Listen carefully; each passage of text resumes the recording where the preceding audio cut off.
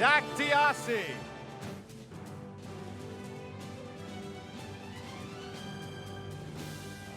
And with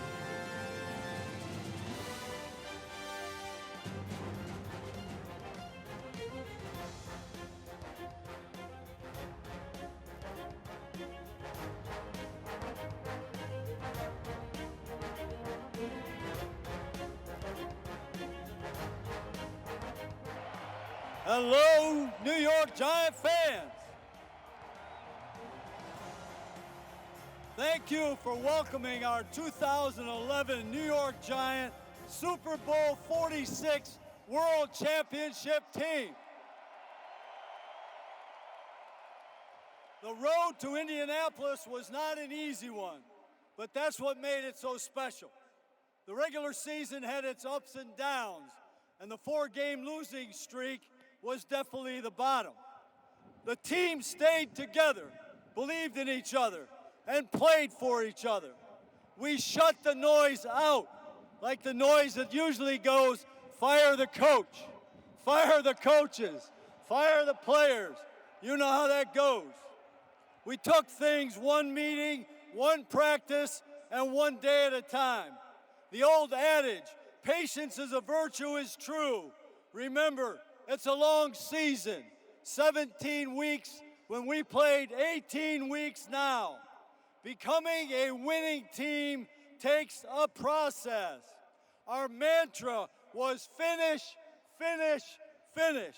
And I reminded everyone, no toughness, no championship. The regular season came down to the final 2 games. We had to beat the Jets and Dallas to get in the playoffs. And it was a wonderful holiday season. Eli to Victor for 99, and we beat the Jets. We played Dallas on New Year's Day and won the division. We were in the playoffs at 9-7. It was fun. Everyone was all in, and it was contagious. Entering the playoffs, all 3 phases were playing well and complementing each other. If you remember now, the Green Bay Packers were 15-1, and we beat them 37-20. San Francisco was 13-3. We beat them 20-17. New England was 13-3. We beat them 21-17. The defining moment was in the rain and in the slop in San Francisco during the NFC Championship game was 2 great special teams plays where we took the ball away from the 49ers, the second of which was in the overtime, and we kicked the winning field goal. The way the team came together is everything and all a coach could hope for. The night before Super Bowl 46, I told our team, I love you guys. And 10 years later, I tell you, I love these guys and I love this team.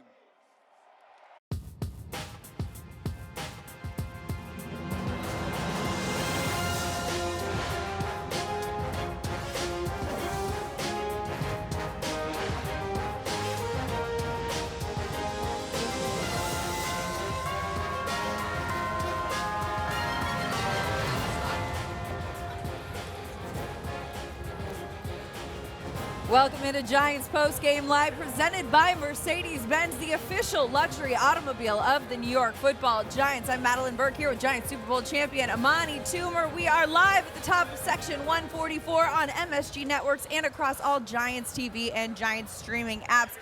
Amani, Giants fell to the incoming Rams 38-11 in this one, a tough game, but once again, injuries, a pivotal storyline. Giants players dropping faster than Squid Game, it seems like, out here. We got Kadarius Toney coming in, playing through that ankle injury, goes down in that first quarter. We got Andrew Thomas also playing through that ankle injury, gets rolled up early. CJ Board carted off with the air cast. How much does that play into the struggles we've seen for the Giants? Well, when you're playing football, it's a game of consistency, it's a game of rhythm, and once you're not practicing and you're not getting the same players in the positions that you're used to, it really makes it tough to be consistent. And the penalties, the turnovers, the interceptions, all this stuff against a team like the Rams, who are, a team that is a playoff team definitely, but a Super Bowl contender at that, you have to play perfect football to make this game work. Early on, there's a thing about teams that come in from the West Coast to the East Coast, and early in the morning for the people on the West Coast. And early on, the Giants had a little momentum, but it didn't last long. They had to settle for a field goal early on, and those types of things. With a team like this, you got to get on them early. Absolutely. And you mentioned that first quarter, the Giants defense looked strong. They had 2 sacks on Matt Stafford, a quarterback who had only been sacked 4 times in the previous games this season. But, you mentioned practice reps, right? Daniel Jones suffered a concussion last week in week 5, was in the concussion protocol, was limited in practice earlier in the week, cleared protocol later in the week. But for a young quarterback, not getting a full week of practice when you've got a team like the Rams coming in, a team that is playing so well, so consistently, what kind of challenge does that pose? It's very challenging because they're a multiple team on defense. They do a lot of different things. They give you a lot of different looks. And for a young quarterback who isn't used to to be able to change as quickly as say, a veteran quarterback, you need those reps. And not only do you need those reps, you need those reps with the players that you're used to develop some rhythm. And if you don't develop that rhythm, you see what you get at a performance like today. And it's not all Daniel Jones's fault. A lot has to do with the fact that it's just not they're just not flowing well together because they haven't played a lot together. You were down to the receivers, no disrespect to them, but they are guys that aren't frontline guys that are put into position to have an opportunity, and they really are struggling, just like this whole Giants football team.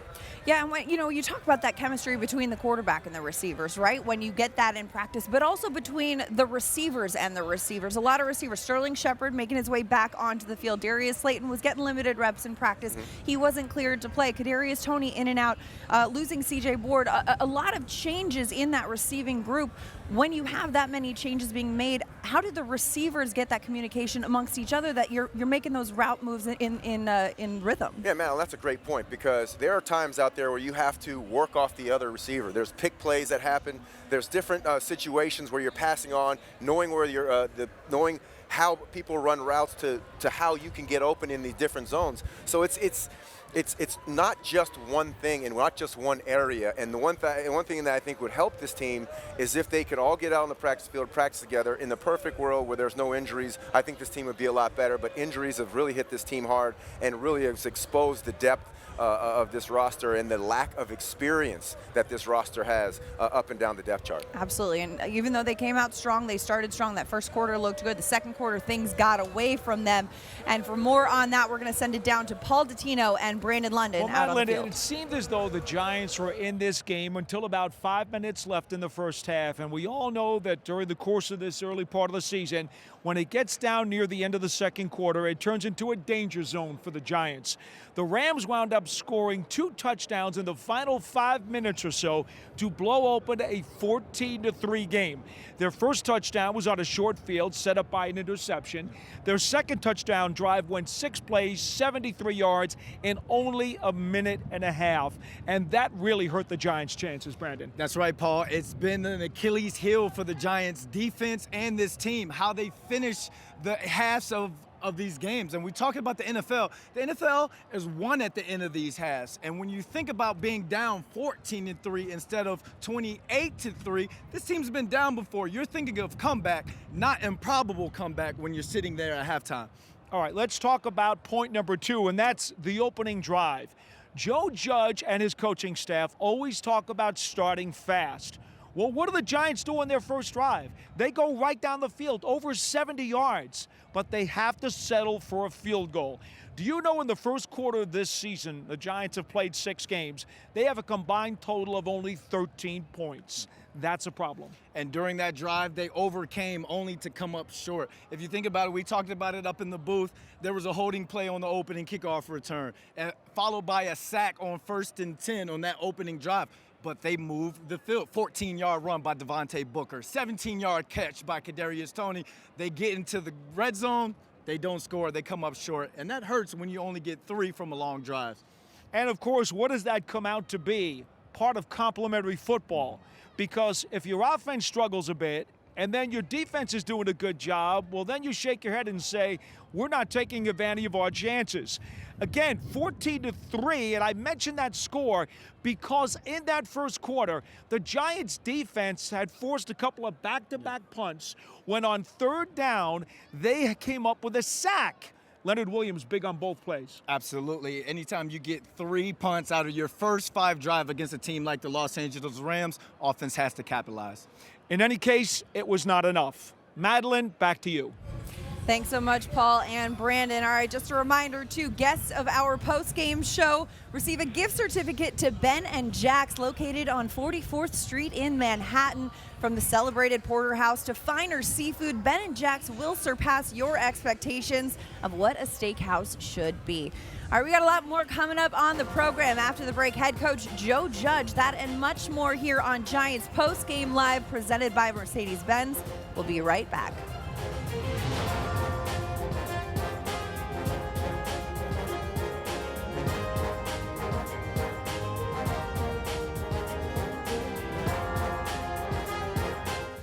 Giants fans, we've got another giveaway this week in the Giants Post-Game Live Watch and Win Sweepstakes. Just scan the QR code on the screen with your smartphone to sign up or go directly to msgnetworks.com. This week's keyword is Big Blue. If you're lucky, you'll win 2 tickets to see the Giants take on the Carolina Panthers next Sunday at MetLife Stadium. Plus, yes, you guessed it, a free parking pass. Plus, sign up right now for your chance to win.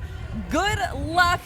First of all, tickets to a game and a free parking pass. Parking pass, I think, is the underrated element to that. Here's what I need. They need to start winning a few games here so that people will want to come. There you go. There you go. And for those of you at home who have been watching, we are welcoming in 2-time Super Bowl champion Carl Banks, fresh out of the radio booth, coming to join us here for Giants Post-Game Live. Banks, I want to know, first of all, you were up there calling the game. What was the biggest thing that stood out to you as the theme of this loss for the Giants? Well, we knew going in that they would be punching above their weight class, so they would have to do a lot of things well against a team that's as good as the Rams, but not getting 6 points in the red zone, right?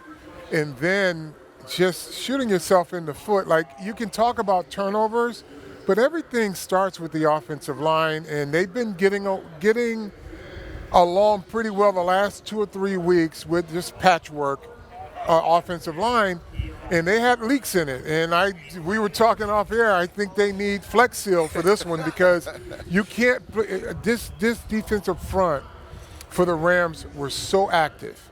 They exploited every single weakness on every single player by one guy, number 99. Yeah. You could put him anywhere you want it, and he can show you where the weaknesses were. Yeah, getting 4 sacks on Daniel Jones after 2 weeks in a row where the Giants offensive line did not allow a single sack on the quarterback. But, you know, Joe Judge has been adamant about, hey, you know what, we're going to keep it moving. We're going to keep a rotation. And it has worked in some regards, but, you know, with injuries coming into play as well, how do they kind of fix that rhythm there? Well, I think the injuries are really what's making that rotation really work. Putting it in motion for it to work. It's not really working. But, you know, the offensive lines that I've been around, the ones that are really successful, it's not because they have great pieces individually. It's how they work well together. Sure. And this offensive line does not have that cohesiveness. They don't have that trust in each other because offensive line, more so than anything else, is a position of trust. Trusting that if I get this gap and I see a guy go in the other gap, somebody's going to get that guy. Yeah. And if you don't have that, then you're looking and trying to do both things, you miss them both. Well, and then the rotation has been necessitated, like you said, by injury. So and then you're doing it within the course of a game too. Yes. So it makes it very difficult. Look, against teams in their weight class, they can get away with it, right? Like you got Chase Young, and then you got Aaron Donald, and that's no disrespect to Chase Young, right? But like this guy goes all across your offensive line, and he can wreak havoc. So, and Leonard Floyd in this group. So, look, I'm glad, and I don't know how you feel about this, but I'm glad he kept the offense in at the end of the game because they had some things to work out. Like guys have been missing. Shep was his first game back. You got to get in a rhythm, as you say, as an offensive player. I don't think you let people off the hook. Like if the game is going bad and your side of the ball hasn't performed well, you don't get to sit on the sideline and look at things happen. Well, yeah, and even though you go out there and keep doing it. Yeah, and even though the Rams took their guys out, that has no impact on what you need to get going because they needed to taste the end zone. The end zone.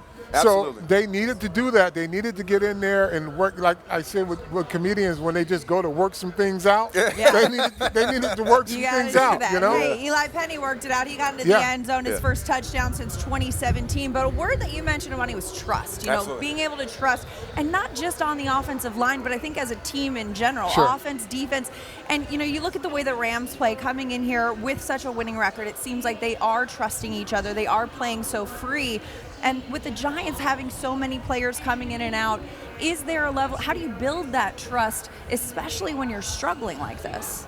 Trust, number one, comes, in my opinion, through execution.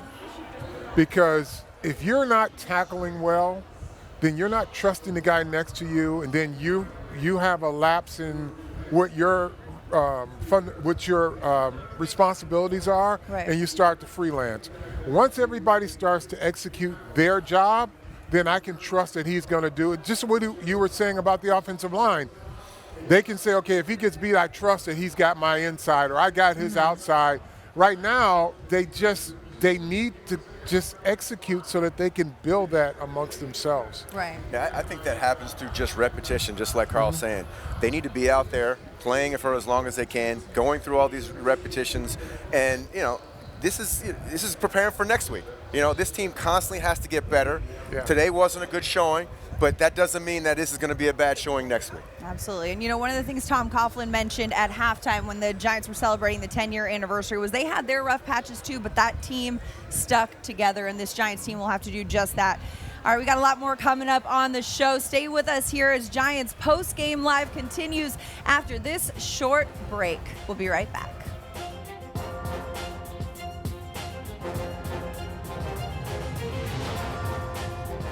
Time now for the Investors Bank scoring drive of the game. Today's scoring drive of the game brought to you by Investors Bank. Get the official New York Giants checking account only from Investors Bank. For the scoring drive of the game, we take you to the fourth quarter. 12 plays, 53 yards, 3 minutes and 27 seconds comes off the clock, capped by a 4-yard touchdown run by Eli Penny, his first touchdown since 2017. Giants went for 2 on that, got the 2-point conversion as Daniel Jones threw to Kyle Rudolph, and the score after this drive was 38-11. That's a wrap for the Investors Bank scoring drive of the game. Now we send it down to head coach Joe Judge, who's addressing the media. Obviously, it wasn't good enough today. You got to give credit to the Rams. They did a good job executing, finishing the game. Say every week, there's positives to build off of. We'll make sure we go ahead. We magnify those as a team, and obviously there's a lot of things that we've got to fix, and we got to do better as a team to be able to have success. So that being said, I'll open up for questions. Joe, you mentioned positives you can build on. Were there any that you saw? Yeah, I challenged the guys at halftime. I want to see who's going to finish the game. I want to see what kind of fight some of these guys had. So we'll go through the tape, but there were some guys I could see with the eye test right away. There were some guys that fought and finished right there, and that's how we're going to do things around here. So we're going to compete for 60. We got to do some things technically better, fundamentally better calls at times. But I want to see who's going to finish this game, who's going to fight. Coach, to follow up with that, I know you want to look at the film and everything, but from your eye test, did you see maybe a few guys that maybe weren't giving that 100% effort in the second half? Yeah, I'm going to wait till I finish the tape right there to go ahead and give you that answer. So what was the thought process behind keeping Daniel in? Who's going to compete for 60 minutes? No concern, banged up off the line to have him out there in that situation? I'll watch how the game flow's going right there. We're going to compete for 60 minutes. Joe, you're Obviously, your offense, your line, Daniel were all ineffective in the first half. What went wrong? How disappointing was that? That you guys were non-competitive offensively in the first half. Well, some things we had to do better, obviously. I like the way we started the game. We were able to play with good tempo, move the ball down, convert some tough third downs. We want to finish in the red zone with touchdowns, not field goals. So we got to do better in that situation right there. In terms of the way we started the game, I was really pleased on both sides of the ball. Some things that hit kind of as the first half went on, we had to correct and fix and get moving forward. So in terms of the specifics on that right there, I'm going to watch the tape before I go ahead and assess everything. Tony goes out, Andrew Thomas goes out. I said Tony goes out. Yep. Andrew Thomas goes out. How much did you think, especially on that side of the ball, you were just outmanned? I got faith in the guys on our roster. Whoever's at the game, you got to produce. That's it. It's what we practice for all week. You come to the game, you're a professional, you're expected to go out there and produce. Any updates on Tony or Thomas, their injuries? I have nothing on Tony or Thomas. CJ, I was told he broke his arm. So I don't know exactly where that's going to put everything timetable-wise, but, he's a tough kid. He does a really good job competing. You hate it for a guy like, you hate it for any guys. You hate it for a guy like CJ, who really has pushed through every situation he's been asked to be in and just keeps finding a way to make himself necessary as a player on a roster.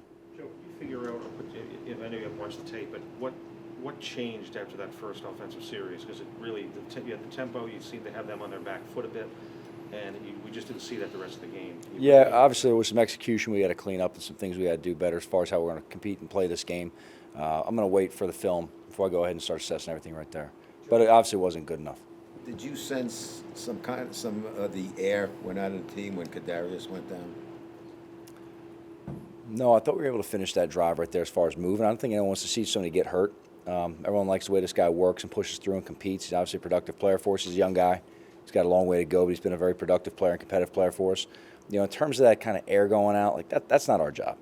That's not our job. Our job is not to get discouraged or deflated based on a player going out. Like there's times you don't want your teammates or players to be injured. That's every time, right? You don't want to see someone get hurt. But in terms of like something happening and just going ahead and just the air going out of the room, no, we can't be that way. We can't be that way. I mean, look, we got to have faith in all the guys in that locker room. We all work very, very hard, right? So you got to have faith in the guy next to you to come in and do his job. How much was that ankle bothered him just to play, and then did he re-aggravate the same injury he had? I don't know the second answer right there, and I'm going to let him speak for himself on that right there. But obviously he was, clear to go out there. He was very productive, early in the game in those first few plays. You wore road uniforms to recognize the Super Bowl team. What are your thoughts on their halftime ceremony and just the performance on this kind of day? Well, I'll just keep those two things isolated right there. Obviously, there's a lot of respect for the accomplishments of that team right there. They earned the right to have that. Going out there and hearing Coach Coughlin talk to the crowd, obviously, that's someone who's earned all the time he wants.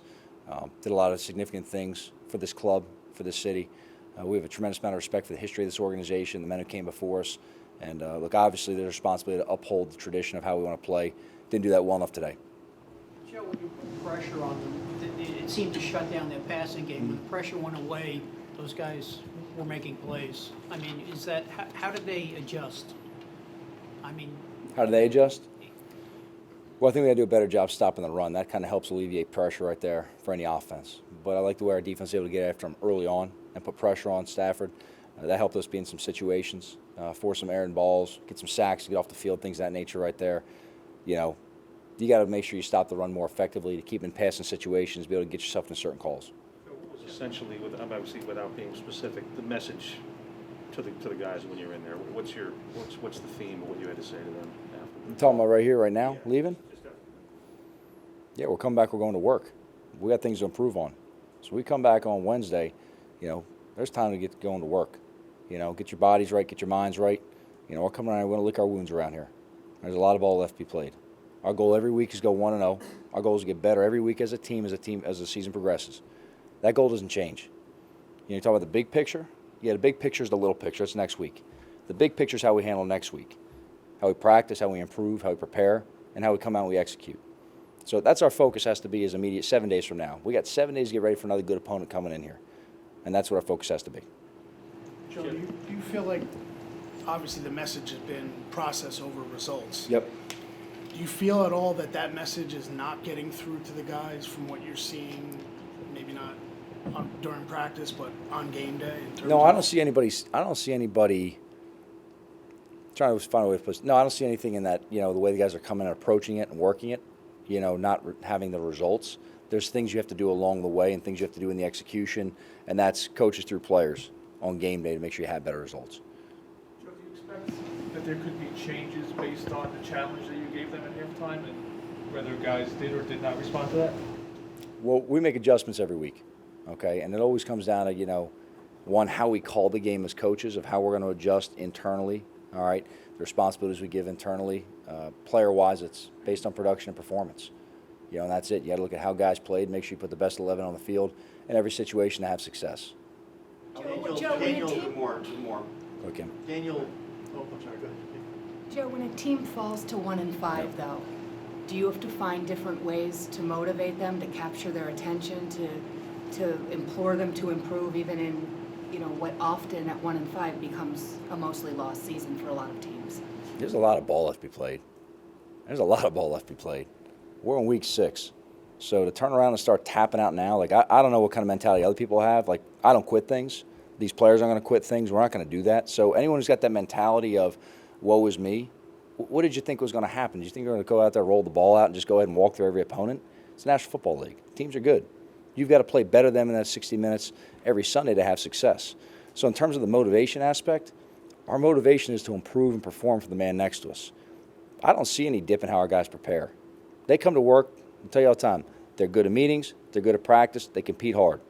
You guys have to leave after individuals on, Wednesdays and Thursdays, okay? At some point, if, we stayed out there the entire time, you'd see a group of guys go out there and they empty the tank, and they work hard, and they prepare well. We've got to have better results on Sundays. That's a mix of factors. We'll go through that internally and make sure we're doing things, make necessary adjustments to have those. In terms of the motivation of the team, I'm just telling you this right now. We don't have a room full of guys right now looking around and wondering. We don't have a room full of guys who are waiting for next year. We don't have a room full of guys who are waiting for someone to show up and save us. Okay, the only one who can make an impact to change anything that we're doing are all the men in that room. The coaches, the players, that's it. Okay? So we're in that submarine right now. All right? Something happens wrong in that submarine, it's got to be someone on that ship to step up and save that thing, right? You spring a leak, someone's got to plug that thing for you. No one's coming. No one can get there in time to help you if you don't fix it yourselves. So we rely on ourselves. And that's how we come back on Wednesday and we prepare. As far as Daniel had some of the problems that, were hurting him last year with the fumbles and the interceptions. He went back to that. He seemed to have improved early, and he went back to that. Yeah, Daniel's improved a lot as a player. I'm not going to go ahead and start to magnify that. Obviously, we don't have turnovers in the game. There's a lot of things that happen. We'll look ahead specifically on what happened. But Daniel's improved as a player. Daniel's a guy that we're having success with. He's a tough dude. He's a good competitor. He's a leader on this team. Does everything we ask him to do. Does everything the team needs to see a guy in a leadership standpoint do and perform. So we're going to have success with Daniel. There are obviously things we have to clean up from today. Specifically, you're asking about the interceptions.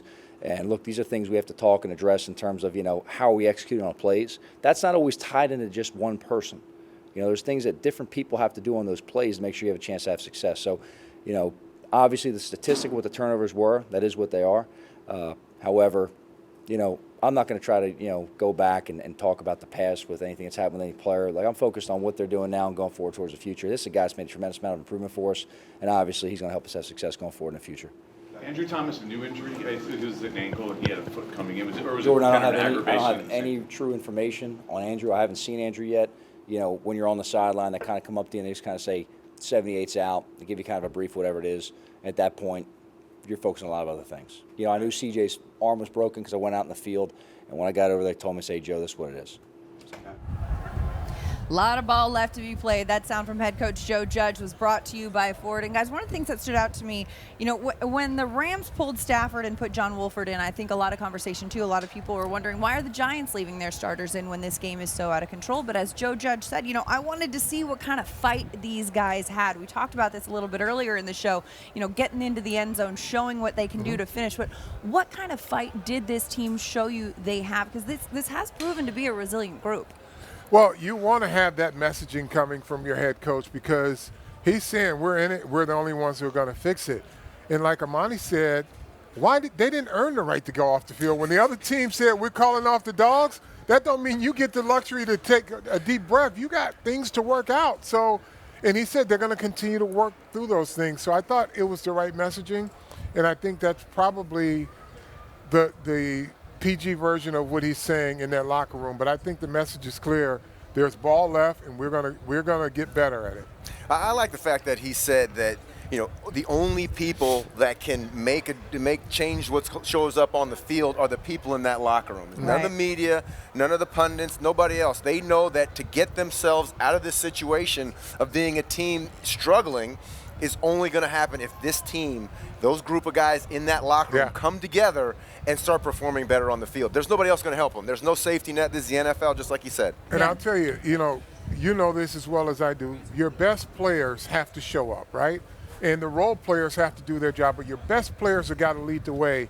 And today, and I don't know how they're going to grade out, but Leonard Williams and Dexter Lawrence, from start to finish, they're going to lead by example. They're going to now be the guys they cut the film on and say, you see these two guys? They played every single quarter. Every single quarter. Leonard Williams, Dexter Lawrence combined for 2 sacks on Matt Stafford as this Giants defense got it going. After the break, we're going to hear from one of the captains of the Giants defense, Logan Ryan. That and much more coming up on Giants Postgame Live, brought to you by Mercedes-Benz. We'll be right back.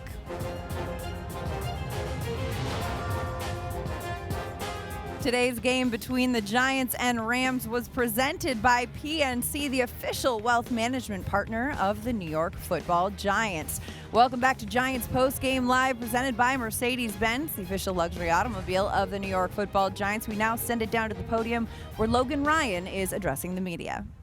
That we started the game well. We just didn't execute in the red area. We did not hold them to 3 enough, and started off pretty well. But there's a couple of short fields. On defense, you got to go put out the fire.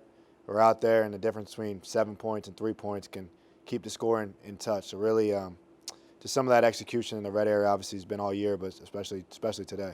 Logan, why are you still in uniform? I just wanted to get out here and face it, man. I want to get out here and speak to you. I'm one of the captains. Obviously, I pride myself on setting the tone and pride myself on doing things the right way and practicing the right way and treating people the right way and being a role model, being a leader. And, a few weeks ago, I was one of the last people to talk. And I believe our receiver, Colin, was the first one to talk. And I remember someone said, unbelievable, he's the first person to talk. So I was like, you know what, I'm going to be the first person to talk today. I'm going to come out here, own it, speak to you guys, explain the best what I felt happened. And really, we got a unified locker room regardless of how it may look right now. We got to work on that. But the players want to take ownership, and that's why I'm out here first today. That sound from Giants defensive back Logan Ryan was brought to you by Ford. Carl, one of the things stood out the red area. He pointed to the fact that was a point of emphasis for this defense, but it has been for a while, and it's been something that this group has talked about. Interesting enough, the Giants were one of 2 teams that limited teams to 3 points in the first quarter, but teams tend to warm up. In the bend but don't break, the reason they have these issues in red area that I see is the chunk plays that leads to get them to the red area. When teams have to methodically go down the field, they seem to play better. So they've got to eliminate the big plays, because once they get down there, all of a sudden, they just don't have the right formula to stop them. And making that quick adjustment on the fly can be a lot. All right, we got a lot more coming up on the show. After the break, we're going to hear from Giants wide receiver Sterling Shepard. That more coming up as Giants Postgame Live, presented by Mercedes-Benz, continues after this. Giants fans, we've got another cool giveaway this week in the Giants Postgame Live Watch and Win Sweepstakes. Just scan the QR code on the screen with your smartphone to sign up, or go directly to msgnetworks.com. This week's keyword is Big Blue, and if you're lucky, you'll win 2 tickets to see the Giants take on the Carolina Panthers next Sunday right here at MetLife Stadium. Plus, yes, you guessed it, a free parking pass. Sign up now for your chance to win, and good luck. Now we welcome you back to the program and send it down to the podium as wide receiver Sterling Shepard is addressing the media. I thought Daniel played well. I think it's on the surrounding cast. We have to do a better job to help him out, and I don't think we did that today as a unit. We got to play better. Just do that interception for a second. Seemed like you just lost my footing on that. That can't happen, and I put that on me. So. That one's on me, and a couple of other things that happened throughout the game. We could all say we had a my bad play, and that just can't happen, not in this league, or the score would turn out like that. As a leader on this team, how do you keep that room together? I mean, you're 1-5, obviously. Not the way you guys wanted to show out today. How do you keep everybody together and locked in? Yeah, I mean, it just starts with communicating to the guys that we can't give up on each other. We can't start pointing the finger at each other and saying, you know, it was this guy's fault, that guy's fault, or this thing can really go downhill. I've been on teams where that's happened, and you can really start to see a snowball effect. So we got to keep each other's heads up and keep the energy high throughout the week. That sound from Sterling Shepard was brought to you by Ford. Shep finished the day with 10 receptions for 76 yards, along with 14 yards.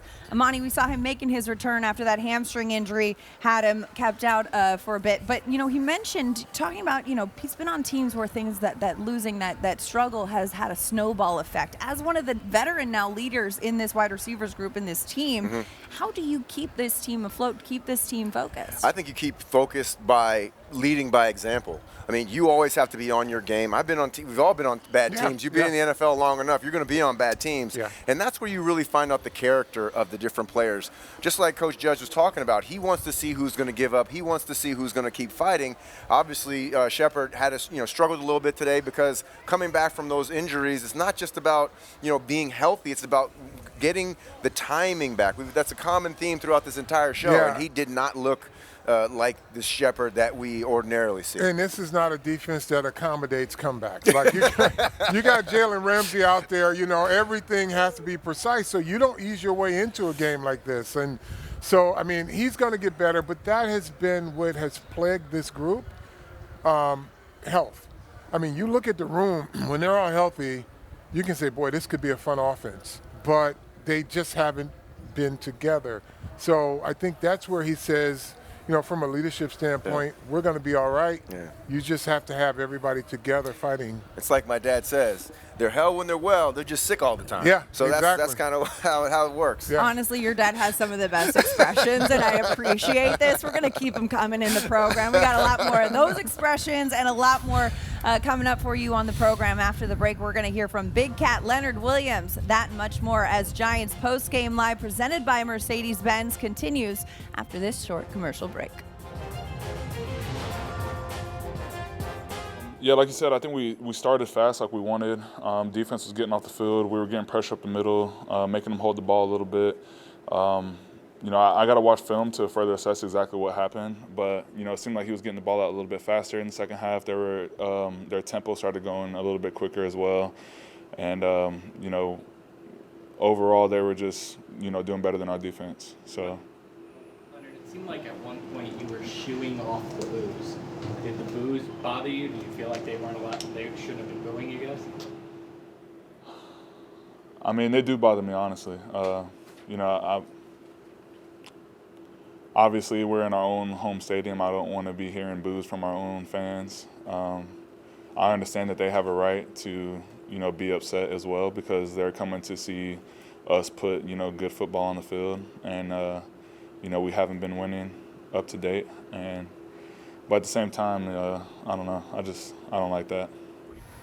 Oh, you don't. That sound from Leonard Williams was brought to you by Ford. Leonard Williams finished the day with 3 tackles, 4 assists, 1.5 sacks on a quarterback, Matt Stafford, who had only been sacked 4 times in the first 5 games of the season. His 5th career multi-sack game for Big Cat Leonard Williams. Now we'll send it down to Daniel Jones, who starts it off his post-game media availability, asked about the hit he took last week.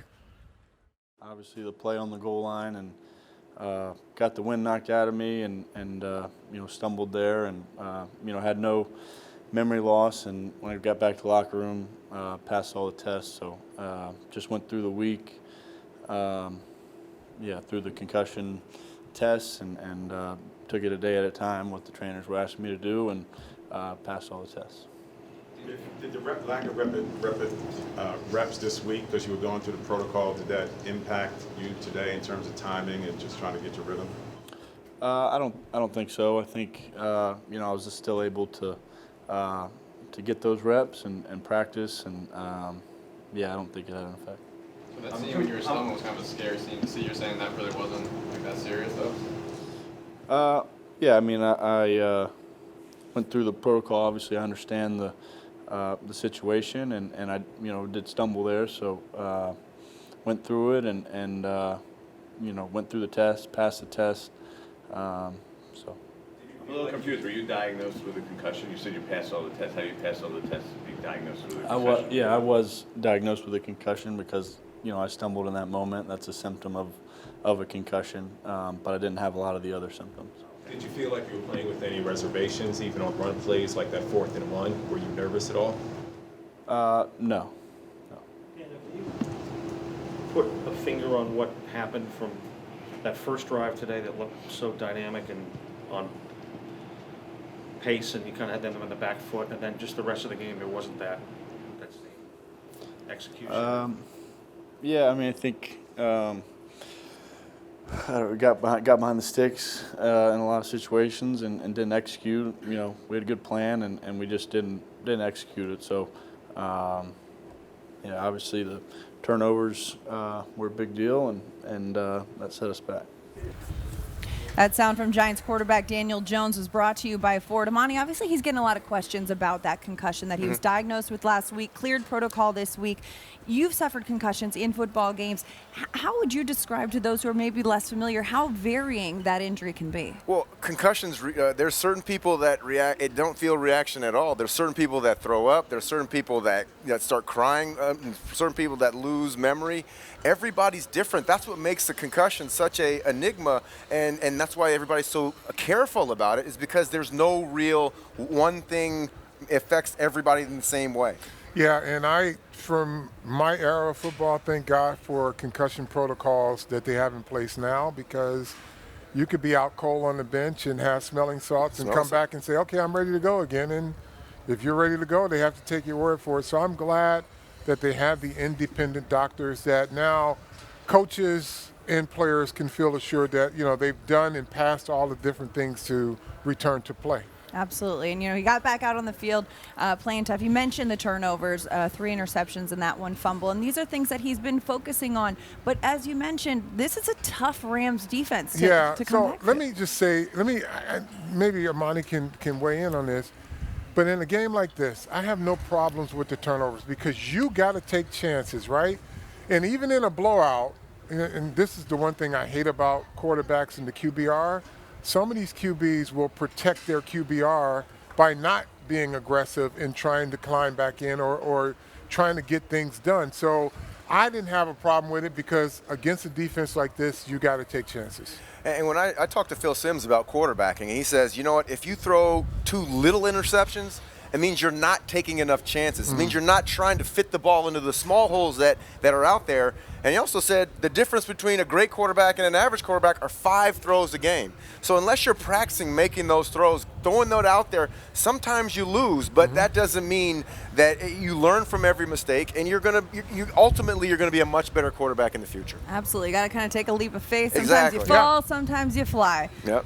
That's how it goes. All right, we got a lot more coming up on the show as Giants Postgame Live, presented by Mercedes-Benz, the official luxury automobile of the New York Football Giants, continues after this.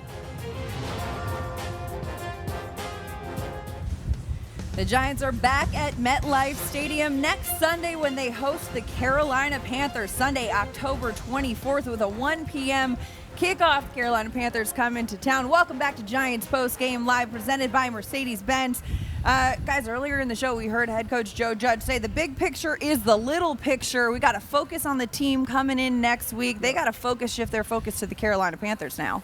Yeah, I mean, that's the next opponent. Aside from the opponent that's within their room, cleaning up their stuff. And I know everybody hates to hear the word clean up, but that's exactly what it is. Like, you go through film and you say, Amani, clean up this break, right? Or this was good, but at the stem, you were a little sloppy. Yeah. So those are the little things that will enable you. Like Shepard said, he can't have that my bad play on an end cut, right? Exactly. Right. What they're going to say, you got to clean up your footwork on that. You just came out and you stumbled out of your break, and that's why you fell. So those are things they got to do, but the immediate task at hand is Carolina. It's a tall task. Carolina Panthers will be without their star running back, Christian McCaffrey, but Chuba Hubbard has been no slouch. You know, he's coming in, filling in. Sam Darnold has shown he can be a dual threat running quarterback, as he showed earlier this season as well.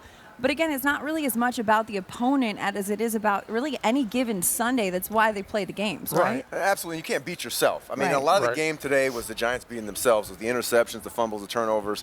And you're not going to beat too many teams at home or on the road if you don't take care of those little things. And assignment sound, you have to be assignment sound.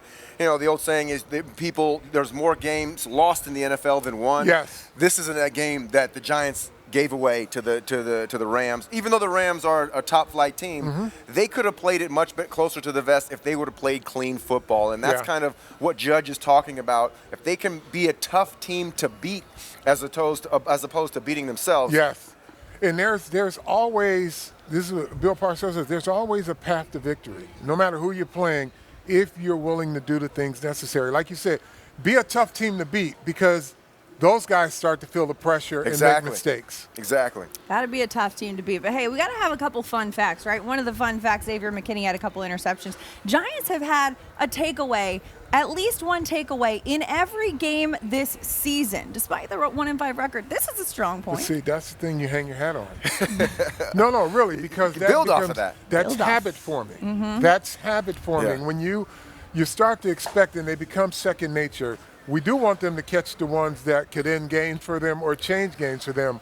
But like having a turnover in every game, it becomes habit forming. Also, there's more turnovers out there. There was a Right. couple interceptions Couple dropped that were today. dropped interceptions. By Bradbury, and I think it was McKinney as well. So there's opportunity for this team to be even a tougher out if they can just execute a little bit better. Don't worry about who they're playing. Just do what they do better than they have been. Do what they do their job, do their role. And as former head coach Tom Coughlin said at halftime as the Giants were celebrating the 10-year anniversary of the 2011 Super Bowl team, they just got to stick together through those tough stretches, got to stick together as a team, and who knows what kind of success they could have. All right, that's a wrap for us here on Giants Postgame Live, presented by Mercedes-Benz. Thanks for hanging out with us every week. We're here for two-time Super Bowl champion Carl Banks, for Super Bowl champion Amani Toomer. I'm Madelyn Burke. We'll leave you with a recap of the halftime festivities.